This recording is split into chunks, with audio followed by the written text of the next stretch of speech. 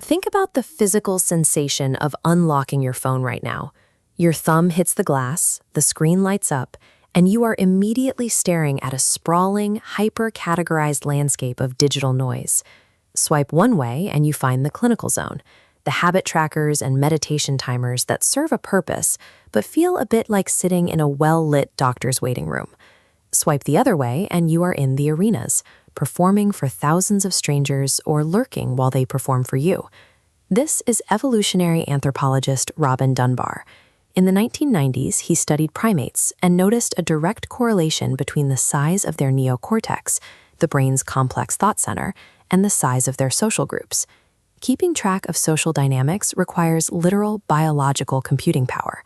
When Dunbar extrapolated this primate brain-to-group ratio to humans, he predicted a hard cognitive limit. Our brains run out of processing power at roughly 150 stable relationships.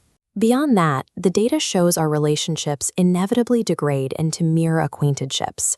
We spent 2 decades engineering digital environments optimized for massive scale. We built massive highways, but we completely forgot to build the living rooms. The result is a society that is constantly connected and almost completely starved of intimacy. DunbarrioSolo was designed to be that missing living room.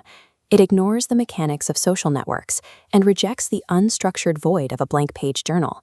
It is an environment engineered strictly for human-scale limits. The platform imposes a rigid mathematical boundary. You can map a maximum of 144 people. You organize them into specific relational circles, like your family, your college friends, or your immediate coworkers. Looking at the interface, you see these distinct relational circles, like family or work brain trust. Inside them, the app replaces the endless feed of uploaded photos with a deliberate architecture of assigned animal mascots representing the specific people in your life. By cutting off the ability to endlessly add acquaintances, the software forces a radical awareness of the network you actually have. The strict limitation creates a quiet, protected space capable of holding actual vulnerability. When you want to engage with someone in your circles, you write a short journal entry called an embrace, but you cannot just open a blank page and type. The app forces you to confront a moment of intentional friction. Here on the entry screen, you are met with the Plutchik mood dial. Before you can hit send, you have to pinpoint a highly specific emotional state, like the illuminated anticipation sector shown here. This is Dr. Feldman Barrett, a cognitive scientist whose research centers on emotional granularity, the ability to make fine-grained, precise distinctions between our internal states.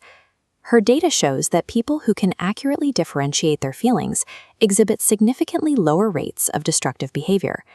The vocabulary literally dictates the biological response. By forcing a fresh selection every session, the app trains your brain to regulate feelings in the real world.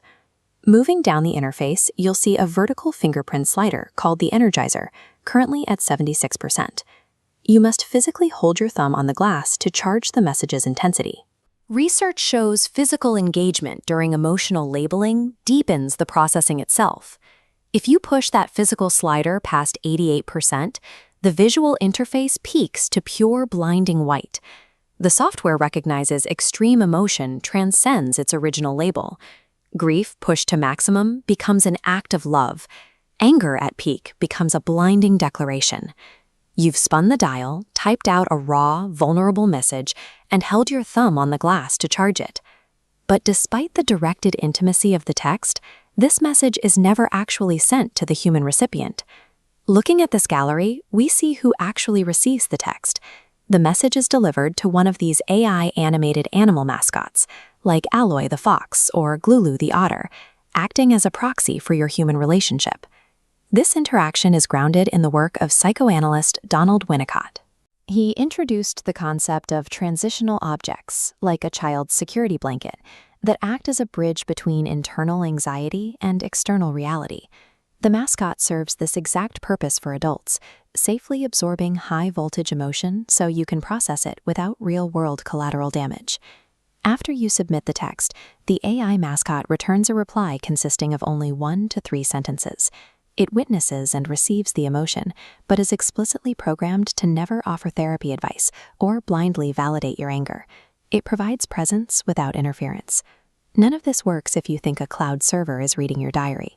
Psychology calls this the suppression rebound effect. If you suspect you're being judged by an external party, you censor your thoughts and therapeutic benefits vanish. To prevent this, the app uses AI inference routing. On capable devices, the local AI processes the text without it ever leaving your phone. Running this data locally ensures the perceived safety required for users to be honest in the first place.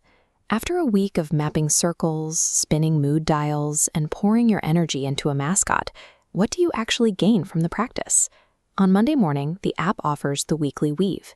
It doesn't generate automatically. You have to manually press a button to request it, ensuring you are actually ready to sit down and receive feedback. On screen is an example of a weekly weave report. The system uses computational linguistics to merge your text, mood data, and physical actions into a behaviorally specific summary of your psychological state over the last 7 days. The weave acts as an incredibly observant editor. It parses your data to identify relational blind spots, gently pointing out upcoming milestones, like Lena's birthday here, and noting her quiet absence from your recent entries. Technology's highest purpose doesn't have to be replacing human connection with infinite networks. Instead, it can provide the quiet architecture needed to properly care for the relationships we already have. In an exhausting digital age, intentional, constrained reflection offers a rare form of relief. Take a moment to notice the rhythm of your own breath and look closely at the architecture of your own relational life. Now sit with that realization for a while and think about the people who give your